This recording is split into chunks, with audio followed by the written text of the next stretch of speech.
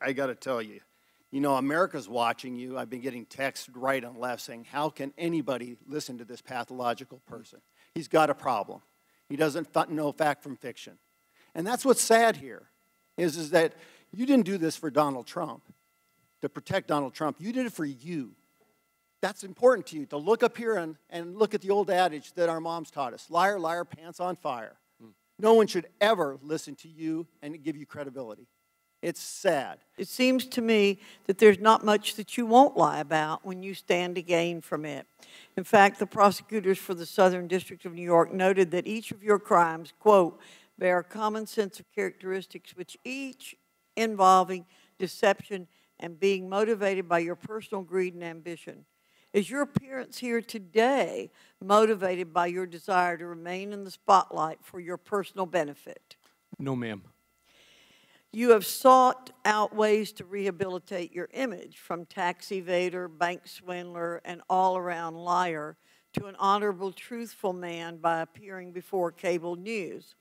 I'm concerned you could be using your story and this congressional platform for your personal benefit, such as a desire to make money from book deals.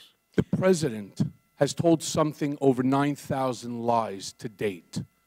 Do I ask Mr. Davis or Mr. Monaco, or do I go on television in order to correct his mistakes? When Mr. Davis goes on to talk about that no. specific subject, the answer should. is no. And I would like to also... time has, listen up.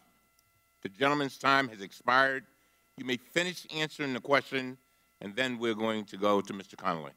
All I wanted to say is I just find it interesting, sir, that between yourself and your colleagues, that not one question so far since I'm here has been asked about President Trump.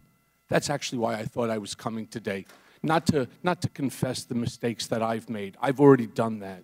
And I'll do it again every time you ask me about taxes or mistakes. Yes, I made my mistakes. I'll say it now again.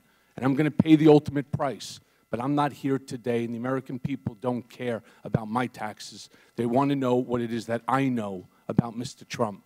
And not one question so far has been asked about Mr. Trump. I want to talk about a low point. How about Mr. Papadopoulos pled guilty, Mr. Manafort convicted, pled guilty to 2 other charges, Mr. Gates pled guilty, Mr. Flynn pled guilty, Mr. Pinedo pled guilty, Mr. Van der Zwaan pled guilty, Mr. Kalimnik indicted for obstruction of justice. And for 2 years, you want to talk about an agenda, my friends on the other side of the aisle refused to bring any of these people up before the committee. So today, for the first day, we have one witness who voluntarily is coming forward to testify. Your side ran away from the truth, and we're trying to bring it to the American people.